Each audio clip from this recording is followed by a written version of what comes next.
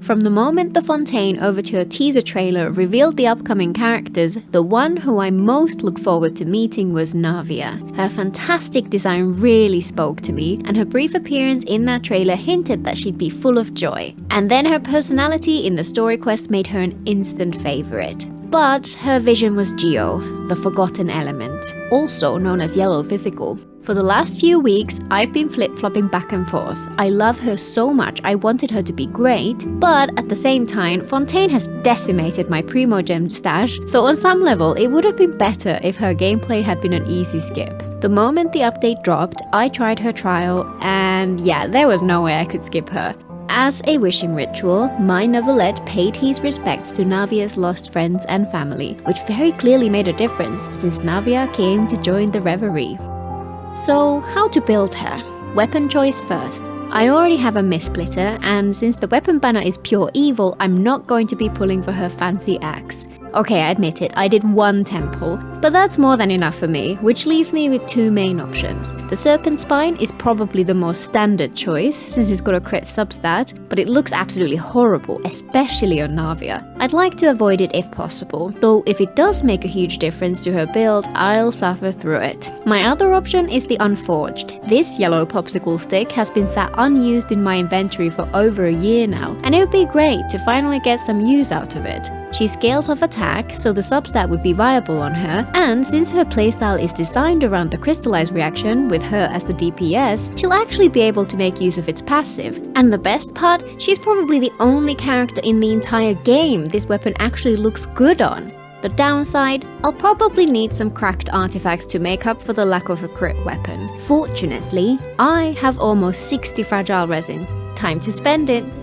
So that I could use her while farming, I threw together as solid a build as I could manage using whatever cast-off artifacts happened to be left over with two 2-piece attack sets. As an attack scaling DPS character, she ideally wants an attack sans, a geo damage goblet, and a grid circlet. These artifacts resulted in a surprisingly solid build, with a 60 to 165 ratio. Initially, I was a bit worried about the complete lack of ER, but so far it hasn't been an issue. She generates a ton of particles on her own, plus I've been pairing her with another Geo character, which is more than enough to keep her burst available on cooldown even against bosses. While the majority of that resin would go to the new Nighttime Whispers artifact set tailored to her, I always hate the monotony of farming one thing over and over again. So I planned to spread my resin across all the other things she needs whenever I got bored. I had already farmed Coppelius since I had been intending to level Femine, so I only needed a few more of those. I also needed some of the elixir items from the Leo weapon domain to finish leveling her claymore, and needed a ton of talent materials for her. Assuming the artifact farming wasn't completely soul crushing, my intention was to keep her talents at level 1 for now. Though if it did go badly, there was always the option of giving up and leveling the talents early. That, my friends, is called foreshadowing.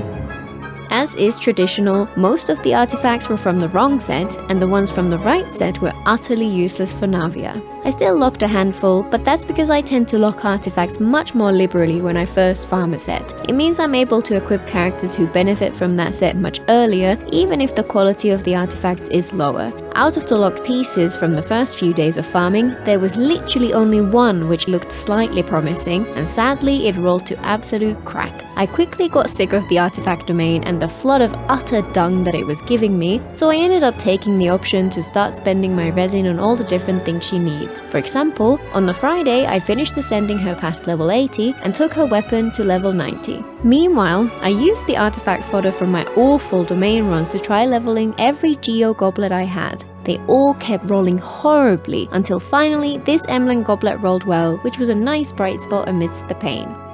At this point, I still had quite a bit of resin left, but I decided to see what improvements I could make to her dual 2-piece attack build. Just to see how her build would compare with a crit rate weapon and a crit damage circlet, I gave her the Serpent Spine and equipped the build you can see here, and took her out for a few rounds of tests. Despite the much higher crit damage, since her attack dropped significantly, even with Benny on the team, the overall damage was almost identical. If anything, it was consistently a little bit lower, and since I prefer the pisticle aesthetically, it was an easy choice. Switching back to the Unforged, I had a few artifacts which looked like they could fit well, but they were equipped on other characters. So my poor Klee got her toys taken away from her. I'll be sure to give her some even better ones as soon as possible. I ended up switching Navia's pair of Shimenawa artifacts for Vermilion ones, and the new build bumped her crit damage up to 185 and her attack to over 3k. Even with her talent still at level 1, with this build she was already putting in some impressive numbers, which just intensified the feeling that spending my fragile resin grinding her artifact domain was a waste of time. As I've often said, the set bonus should be considered the least important part of the build, with a few rare exceptions, and this is definitely not one of those. Unless I get some incredible luck, it will be highly unlikely that new artifacts will outclass the current ones, so instead I made the decision to let her live with this build for now, and passively farm her domain over time. If she ends up getting a 4-piece set from there, then great, if not, she'll already be brilliant. With that decision made, there was nothing to do except save my fragiles for Sunday so that I could farm her talent domain. In the meanwhile, after spending my original resin on more god-awful artifacts, I decided to scavenge Fontaine for chests. While I had some silver and gold guides of equity already, her talents were stuck at level 1 because I didn't have any brown ones, and you can often get some of these from chests in the relevant region. I also played through enough of the Roses and Muskets event minigame so that I could buy some more from the event shop. This was enough for me to take her skill to level 5, and her damage already started to reach similar levels to my fully built characters, which I did know to expect, but still found shocking to see in action. I also experimented a bit with her teams. She's incredibly flexible and works well with a ton of characters. I've tried a variety of different setups, mostly sticking to double Geo plus 2 other elements with at least 1 buffer, and she just destroyed everything in no time at all, regardless who else was on the team. I'm starting to wonder what the Fontaine cast eats, because so far all of them have turned out to be far more powerful than anticipated. Maybe it's the Fonta. After spending a couple more fragile resin on Sunday and Monday for her talent domain, Navia now has her normal attack at level 5, her skill at level 9, and her burst left at level 2 for the time being. I would have leveled all talents to at least 6 if it weren't for the fact that I'm constantly out of the transoceanic sea creature droppings. There are plenty of enemies that drop these, but I find myself incapable of killing most of them because Hoyo decided to make them too darn cute. I'm now having eerie flashbacks to the Inazuma crew's obsession with handguards and how I used to farm them almost every day for weeks.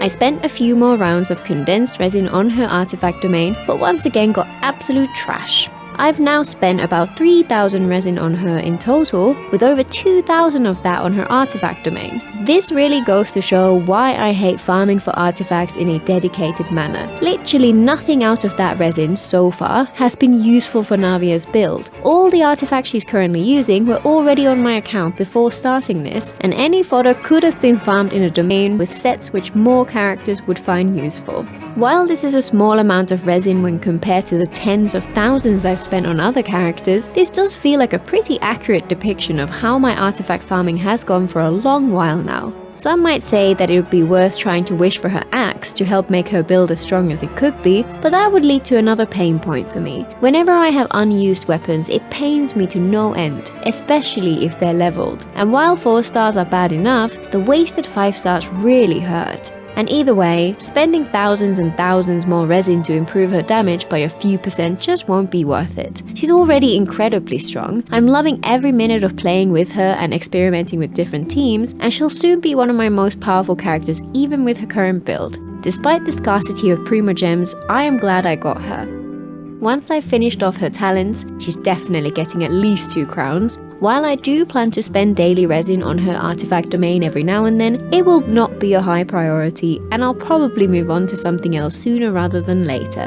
I absolutely love Navia and have been blown away by both how strong she is and how incredibly fun her gameplay has been. She deserves the best, but perhaps not at the cost of my sanity. I'm sure she'd understand. Until next time!